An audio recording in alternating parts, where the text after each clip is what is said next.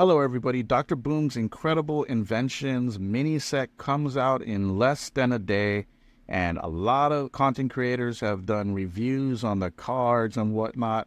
So I'm not going to touch upon any of that. Today, I'm just going to give you one deck list to play when the mini set drops.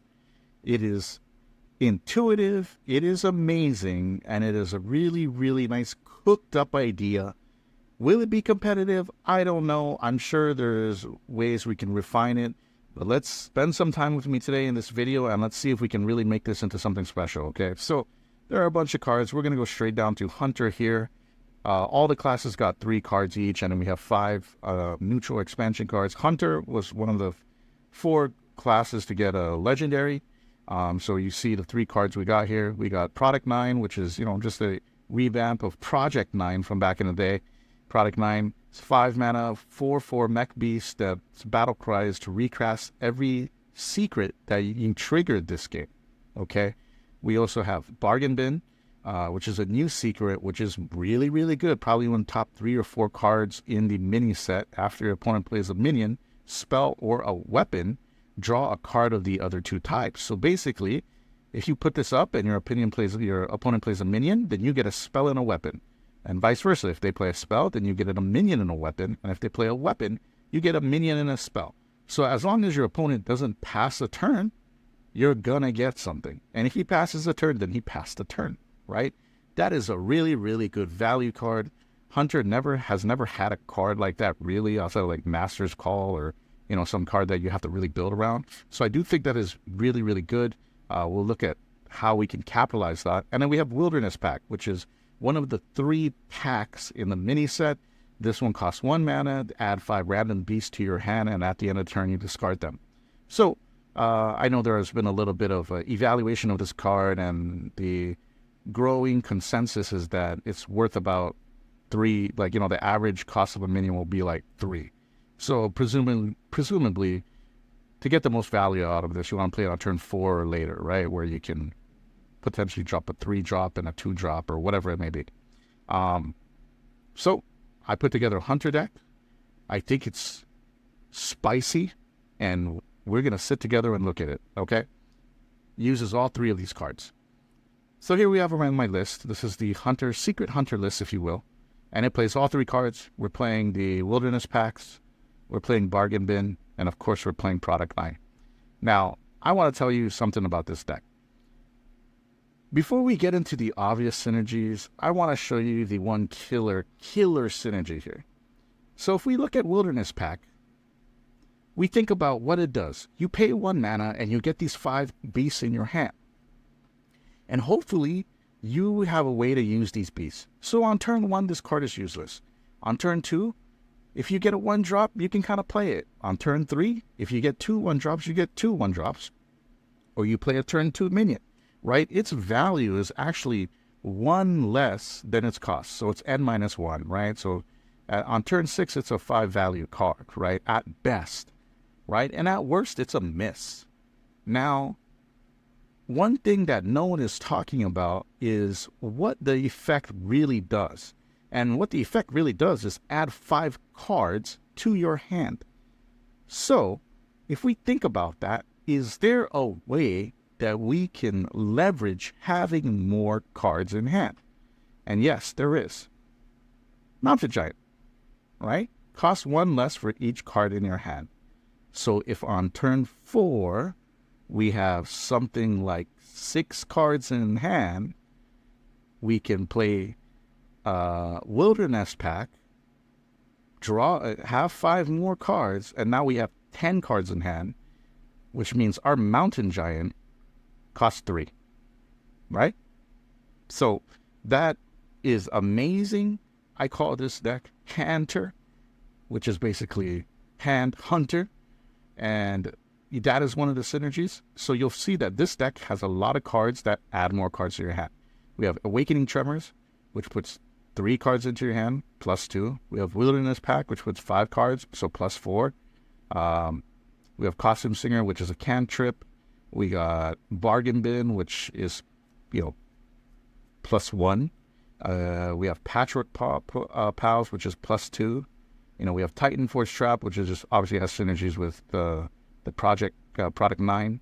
And then we have something like a Twilight Drake, which I'm still kind of on the fence about. I think we could fit in another legendary in here, but this deck is really cool. The whole idea here is to mulligan aggressively to get Mountain Giants in the hand. Maybe in some aggressive matchups, we'll see what the meta's like. We can keep something a little more tempo-based.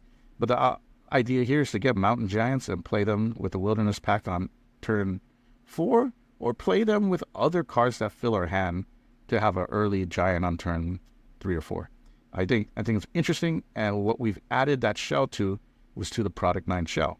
So Product 9, he has a battle cry to recast every friendly secret that triggered this game. So we want to play secrets from turn 2 to 4 at least, right? Or have the opportunity to play that. So if we were to draw this guy on turn 5, that we could play him, right? So in order to manage that, we have put in obviously some secrets: bait and switch, bargain bin, hidden meaning, which I think are pretty standard secrets, especially for early game play, and Titan Force traps, which will give us 2 secrets on turn 3 or turn 2 with the turn 3 or turn 4 with the coin. And then we have some cards that wouldn't normally see play, but are early game drops that help with tempo and fix the curve. Harmonica Soloist would get you a secret, which is basically just a free secret on this body, which is relatively understated. And Observer of Mysteries, which is a very understated body, but puts you 2 secrets, albeit they get destroyed next turn. I think that is incredible. I think this is very, very cool cards. We have Lesser Emerald Spellstone to take advantage of playing secrets. I don't know if this will actually fit in the deck well, but I've added it. And then I have Mantle Shaper, since we're casting so many spells. And then, just the commonly seen higher-end stuff, Agrimar, the Avenger, and Starstrung Bow, because we're casting secrets, number 1, so hopefully this gets a little cheaper. And number 2, because we're playing Bargain Bin, so we can almost guarantee it. Now, there is one thing that I wish we had here, and it was more of a guarantee to pull out, what is that guy called? Product 9. So, thinking it in my mind, like right now, looking at this deck list, I don't have a beast outside of Product 9. So it would make sense to maybe have a card that draws a beast. What is it? Is there like a bird or something that drop Messenger, Buzzard, draw a beast? Like, is that an option? I could potentially see fitting Messenger actually fitting 2 copies of Messenger Buzzard in here to guarantee that we draw Product 9. What would be the cards to drop? I guess Twilight Drake would obviously be one of them. Maybe a secret. I'm not really even sure what else I would like to drop. I still want some 1-drops. I guess we could drop I like 5 secrets. I think 5 secrets is where it's at.